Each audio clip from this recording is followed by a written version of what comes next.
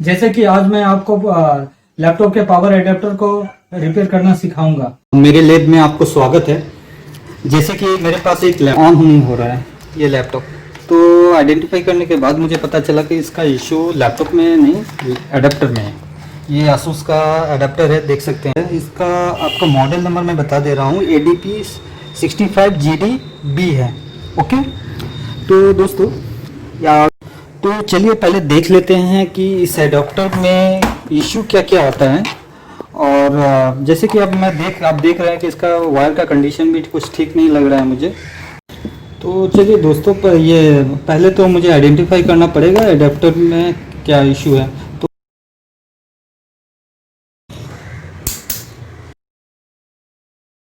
Input voltage जो आ रहा है, ये केबल, पावर केबल को पहले चेक करना पड़ेगा ये ओके है क्या नहीं। यहाँ पे आप वोल्टेज देख पा रहे हैं 237 अराउंड 238 वोल्टेज दिखा रहा है, मतलब ये पावर केबल हमारा ठीक है। उसके बाद इसको पावर केबल को मैं कनेक्ट करूँगा। सेकेंड स्टेप है आउटपुट वोल्टेज चेक करना आ रहा है क्या नहीं। तो सेकेंड स्टेप में आउटपुट सही से चेक करना होगा, क्योंकि अगर दोनों वायर अगर हमें टच हुआ तो आपका वोल्टेज सही से नहीं शो। यहाँ पे देखिए, आपका देख सकते हैं आप, डिस्प्ले पे 0 वोल्टेज दिखा रहा है, कोई आउटपुट नहीं आ रहा है। यहाँ पे सही से चेक कर रहा हूँ, कोई वोल्टेज आपका यहाँ पे कोई वोल्टेज चेक देख रहे हैं यहाँ पे स्क्रीन पे, कोई वोल्टेज नहीं। इसका मतलब आउटपुट वोल्टेज नहीं आ रहा है एडेप्टर में, तो मतलब एडेप्टर में कुछ इशू है।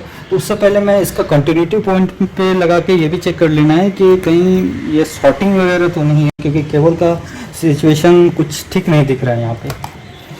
तो इसको पहले पावर केबल निकाल दूँ, उसके बाद मैं शॉर्टिंग एक बार देख लेता हूँ आउटपुट वोल्टेज में कुछ शॉर्टिंग। इसको डायोड मोड में कर लेने के बाद, मैंने डायोड मोड में कर लिया।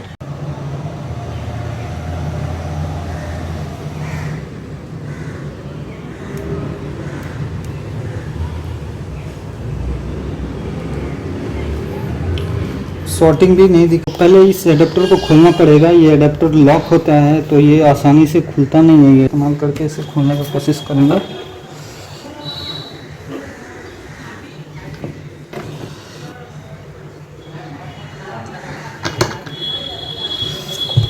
ये साइड में इसको थिनर आप इस्तेमाल कीजिएगा, यहाँ पे दीजिएगा थिनर, या पेट्रोल भी दे सकते हैं। जैसे कि देखिए, मैंने ये एडेप्टर खोल लिया है।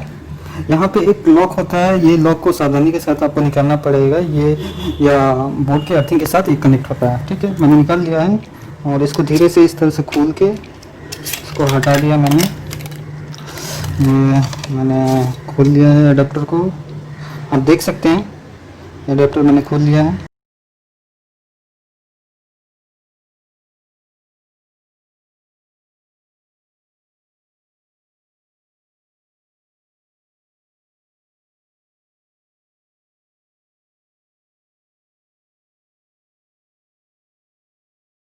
हाँ, तो देखिए मैंने खोल दिया है इसे, आप देख सकते हैं ये बोर्ड है। अब इसको हम खोलने के बाद चेक करते हैं एक बार फिर से। ठीक है, तो चेक करने के लिए मैं इनपुट वोल्टेज फिर से मैं कनेक्ट करता हूँ इसमें।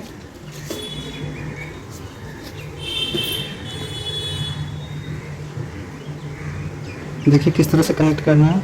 मैंने इनपुट वोल्टेज अच्छी तरह से कनेक्ट कर लिया। अब एक बार मैं आउटपुट देख लेता हूँ इसका। आउटपुट हम लोग चेक करेंगे। आउटपुट वोल्टेज में 0 दिखा रहा है, आप देख सकते हैं। मैं चेक कर रहा हूँ, यहाँ पे 0 दिखा रहा है। तो चलिए एक बार कंटिन्यूटी पॉइंट पे देख लेते हैं आउटपुट वोल्टेज में यहाँ से क्या है सिचुएशन।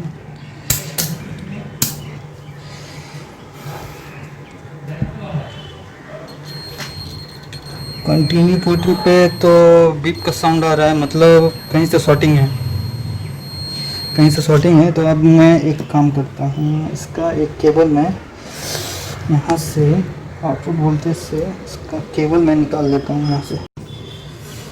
तो मैंने इसको डिस्कनेक्ट कर लिया है इस केबल को।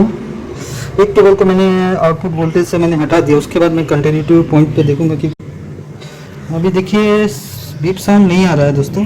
और एक चीज़ मैं बता दे रहा हूँ दोस्तों कि अगर आप जब पावर केबल को इंसर्ट करेंगे इसमें और पावर देंगे, उसके बाद इसका कोई भी कंपोनेंट हाथ से छूने की कोशिश नहीं कीजिएगा, क्योंकि यहाँ पे आपका 400 वोल्ट का कैपेसिटर वगैरह लगा हुआ है। एसी डायरेक्ट इन करता है, यहाँ से इन करने के कारण आप पावर डिस्कनेक्ट करने के बाद भी शॉर्ट मार सकता है। तो इसीलिए आपको इसका मतलब पावर डिस्कनेक्ट करने के बाद इसको पावर डिस्चार्ज करना पड़ेगा इस बोर्ड को, ठीक है। इस बोर्ड को डिस्चार्ज करने के लिए आप ऐसे हाथ से नहीं टच कीजिएगा, क्योंकि मैंने एक बार टच किया था तो मुझे काफ़ी ज़ोरों से मुझे शॉक भी मारा, ठीक है। तो मैंने क्योंकि इसका चार्ज दे दिया था, तो इसको डिस्कनेक्ट चार्ज डिस्चार्ज करने के लिए मुझे ये मैंने इस्तेमाल कर रहा हूँ, इसको डिस्चार्ज करना पड़ेगा। इससे मैं डिस्चार्ज कर रहा हूँ सारे कैपेसिटर को। तो मैंने सारे चीज़ डिस्चार्ज कर दिया। अब मुझे लगता नहीं है कि करंट यहाँ पे मारेगा, ठीक है, हो गया।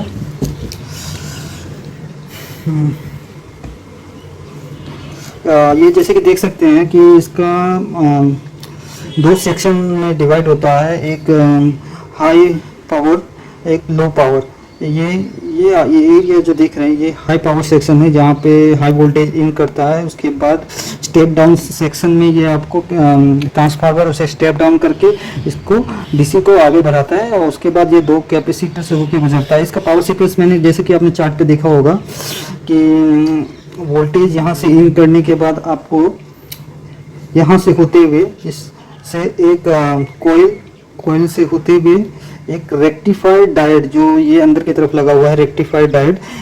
ये रेक्टिफाइड डायोड से एसी को डीसी में कन्वर्ट करने के बाद ये आगे बढ़ाता है, जहाँ फिर ट्रांजिस्टर ये आपको इसमें जो लगा हुआ है मैं देख पा रहा हूँ, इसका जो आपका ट्रांजिस्टर है स्विचिंग के काम करता है, ये और भी एम्पलीफाई करता है इसको।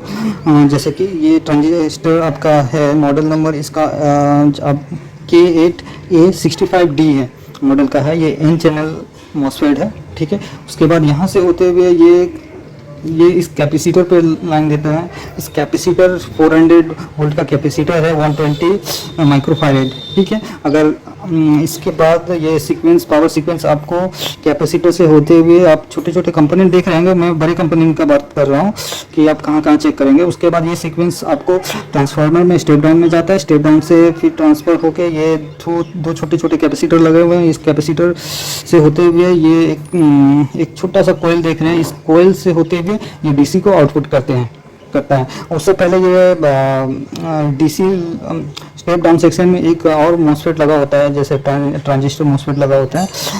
यहाँ से होते हुए कैपेसिटर के बाद यहाँ से होते हुए ये कोयल से होते हुए ये आउटपुट वोल्टेज को हमको देता है, ठीक है।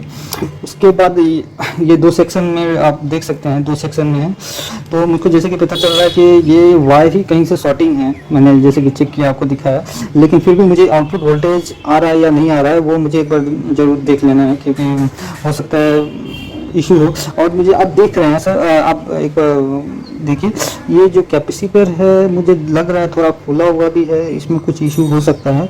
तो अगर आपको इस तरह से देखने को मिले कि अगर कोई कैपेसिटर फूला हुआ हो या जला हुआ हो, वो कंपोनेंट को आपको कम्प्लीटली चेक करके उसको चेंज कर देना। अगर वो कैपेसिटर होता है कि फूला हुआ होता है तो वो कभी कभी काम करता है, कभी कभी नहीं भी करता है। तो इस रीजन से वो कैपेसिटर को आप पूरा ही चेंज कर दीजिए।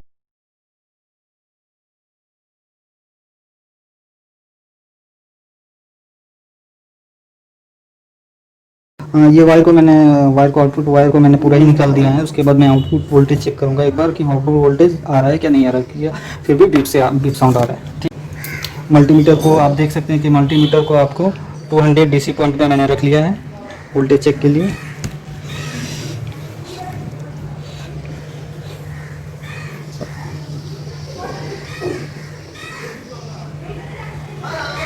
वोल्टेज देखिए आप देख सकते हैं कि यहाँ पे आउटपुट वोल्टेज अभी आ रहा है 19.1 शो कर रहा है यहाँ पे। इट्स मीन्स इसका मतलब कि ये वायर में कुछ इशू था आउटपुट वायर में, जो कि इसका कंटिन्यूटी पॉइंट दिखा रहा था और कंटिन्यू भी पा रहा था। हाँ, जैसे कि आपने इसमें देखा होगा कि इसमें मेनली 3 तरह के प्रॉब्लम आता है कि आउटपुट वोल्टेज में आपका फर्स्ट कोई वैल्यू शो नहीं करेगा, सेकेंड आपका आउटपुट वोल्टेज में शो वोल्टेज करेगा वो हाई करेगा या तो बहुत ही कम करेगा, और थर्ड में होता है क्या कंटिन्यूटी पॉइंट ये पर रख कर देखते हैं कि उसका बीप साउंड आने से तो आपका ये शॉर्टिंग भी हो सकता है। तो इसका शॉर्टिंग भी हो सकता है, कुछ भी हो सकता है, कंपोनेंट कुछ भी कंपोनेंट भी इसका शॉर्टिंग हो सकता है। तो इसको आपको आइडेंटिफाई करना पड़ेगा। यहाँ पे इसका पावर सीक्वेंस जिस तरह से गया हुआ है उस तरह से एक एक करके आपको चेक करना पड़ेगा, ठीक है। इसमें एक आईसी भी लगा होता है, अब मैं दिखा देता हूँ। इसमें एक आईसी, ये देखिए 4 पिन का एक आईसी लगा हुआ है। ये मैनेज करता है पूरे बोर्ड का पावर को से ये मैनेज करने के लिए ये एक आईसी भी लगाया हुआ है, ठीक है। ये कैपेसिटर है, सेफ्टी के लिए कैपेसिटर है। ये छोटे छोटे, ये देखिए छोटे छोटे कैपेसिटर, ये भी कैपेसिटर है, कोयल है।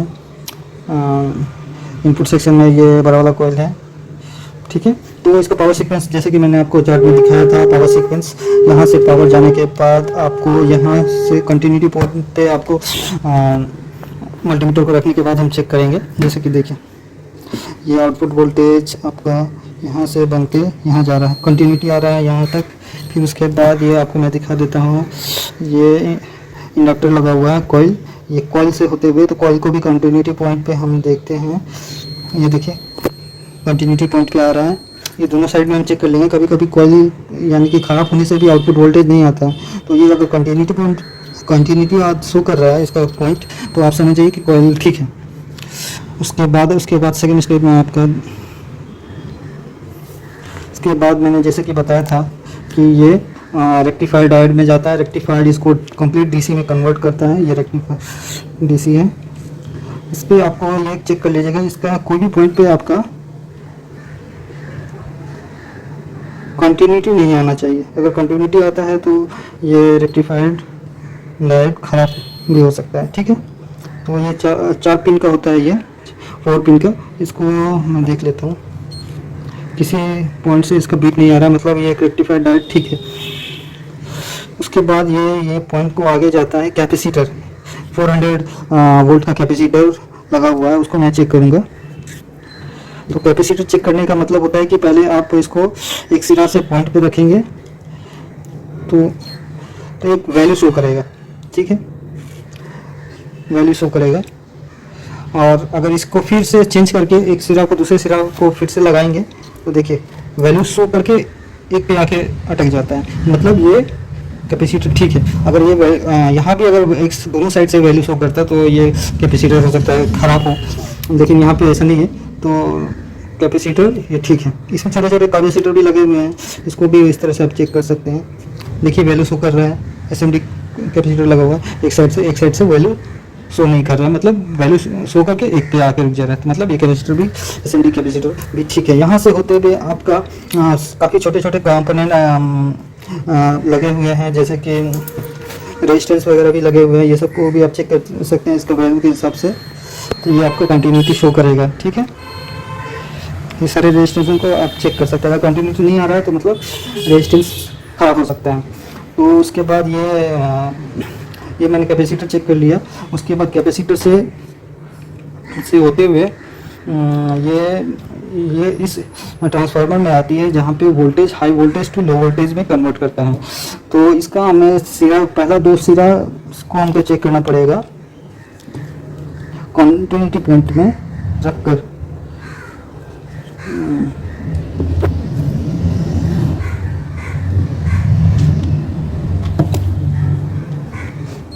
देखें तो कंटिन्यूटी पॉइंट आ रहा है, मतलब ठीक है। इसका दूसरा सिरा भी कंटिन्यूटी बीप आना चाहिए, हाँ आ रहा है, मतलब आउटपुट ठीक है। और एक तरीका है इसका वोल्टेज, कभी कभी होता है कंटिन्यूटी पॉइंट आता है लेकिन वोल्टेज शो करता है कम, तो इसके लिए आपको वोल्टेज पावर कनेक्ट करने के बाद आपको आउटपुट वोल्टेज भी देख लेना है कि आउटपुट वोल्टेज ये ट्रांसफार्मर सही दे रहा है या नहीं दे रहा है, ठीक है।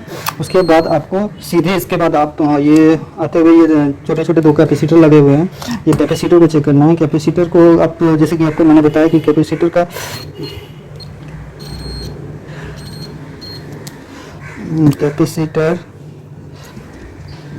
जैसे ये कैपेसिटर है, एक सिरा आपको वैल्यू शो करेगा कुछ, दूसरा सिरा अगर लगाने से, दूसरा सिरा को चेंज करके लगाने से एक वैल्यू शो करके आपको 1 पे आके अटक जा रहा है, मतलब एक कैपेसिटर ठीक है। फिर एक कैपेसिटर और भी है जो हल्का खुला हुआ है, जो मैं चेंज करूँगा, वो हल्का खुला लग रहा है, मुझे डाउट लग रहा है, तो ये भी एक बार चेक कर लेंगे।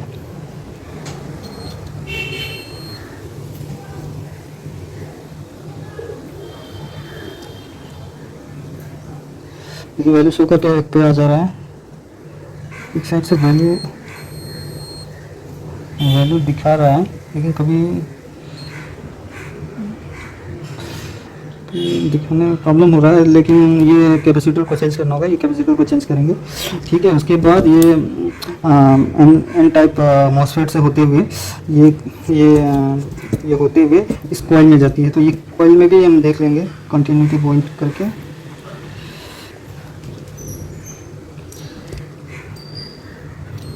कंटिन्यूटी दिखाना चाहिए कॉइल में, दोनों सिरा में, मतलब कॉइल ठीक है, ठीक है।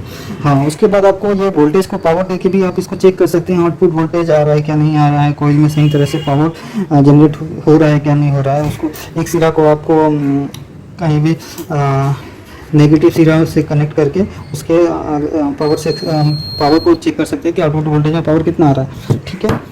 तो इस तरह से इस बोर्ड को हम लोग चेक करेंगे कि इस तरह से आप किसी भी तरह के एडाप्टर को आप चेक कर सकते हैं। जैसे कि मैंने बताया, मैंने आपको दिखाया कि पावर सीक्वेंस इसका किस तरह से होता है, और आप इस तरह से चेक करके आप कोई भी एडाप्टर के लैपटॉप के एडाप्टर को आसानी के साथ रिपेयर कर सकते हैं। इसमें कोई साइंस ऐसा कुछ नहीं है जो कि आप इसे रिपेयर ना कर पाए, ईजिली है। लेकिन आपको टेक्निकल नॉलेज होना बहुत ही ज़रूरी है, वरना ये एडाप्टर ख़राब भी हो सकता है, या तो आपको यहाँ ये पावर सेक्शन को रिपेयर करने के लिए काफ़ी नॉलेज की ज़रूरत होती है, और आपको यहाँ पे शॉर्ट भी मार सकता है। तो इस रीज़न से आप ये बहुत सेफली काम करना पड़ेगा आपको, इसको सिंपली इसको, ठीक है।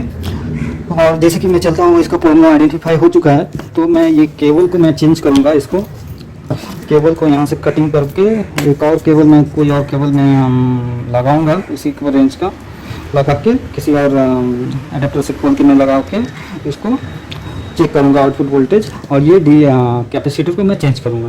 तो चलिए पहले मैं इसे एक केबल लगाता हूँ। दोस्तों, जैसे कि मैंने इसका आउटपुट केबल को मैंने कटिंग कर लिया है, कट करके मैंने दोनों सिरा को अलग कर लिया, और इसके यहाँ से यहाँ तक इसके मिडिल में मैं एक अलग से केबल में ऐड करूँगा, ठीक है। उससे पहले मैं इसका आउटपुट में मुझे सोल्डरिंग करना पड़ेगा। फिर से ये सोल्डरिंग करके मुझे लगाना पड़ेगा। ये मैं लगा रहा हूँ। अब जैसे कि मैं अब इसको सोल्डरिंग करूँगा, इसको वायर को, और वायर का सीक्वेंस उस तरह से होना चाहिए जैसे कि एज इट इज़ पहले जैसे था उस तरह से ही वायर का सीक्वेंस होना चाहिए। और क्योंकि अगर आप सीक्वेंस अगर गलत कर देंगे, नेगेटिव के पॉजिटिव या पॉजिटिव टू नेगेटिव अगर आप कनेक्टिविटी कर देंगे तो आपको प्रॉब्लम आ सकती है, लैपटॉप ख़राब भी हो सकता है। इसीलिए एज इट इज़ जैसा केबल लगा हुआ था आपको आउटपुट में, उस तरह से उस केबल को सोल्डरिंग करना है, ठीक है। जैसे कि मैं इसे सोल्डरिंग कर रहा हूँ, अच्छी तरह से सोल्डरिंग होना चाहिए, क्योंकि अगर आप सोल्डरिंग अगर ठीक तरह से नहीं होगा तो बाद में जाके आपको प्रॉब्लम आ सकता है। ये बहुत शॉर्ट होने जाते हैं।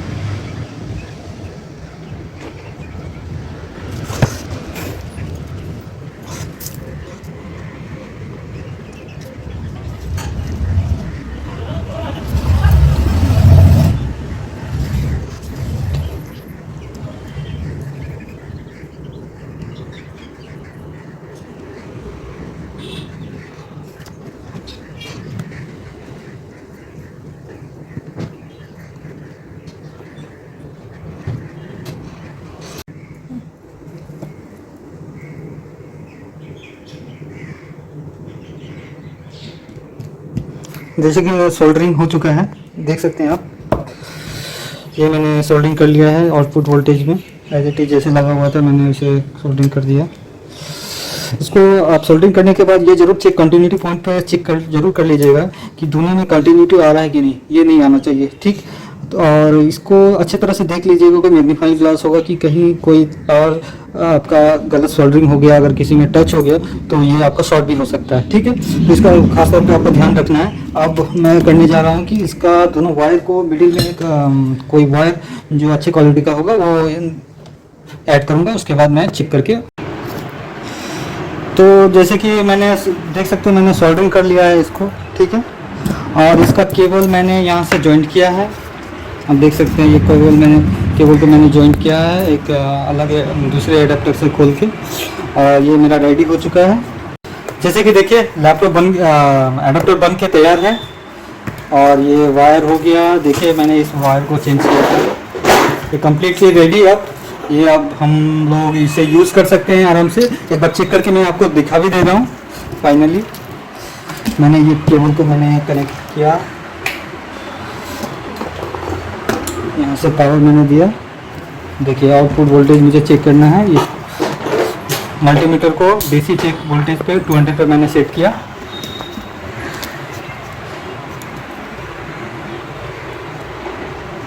देखिए 19.2 आ रहा है वोल्टेज हमें, और ये एडाप्टर बन के तैयार है। धन्यवाद दोस्तों मेरे चैनल पे आने के लिए, और प्लीज़ सब्सक्राइब ज़रूर कीजिए, क्योंकि आने वाले वीडियो का अपडेट आपको मिलता रहे। Thank you.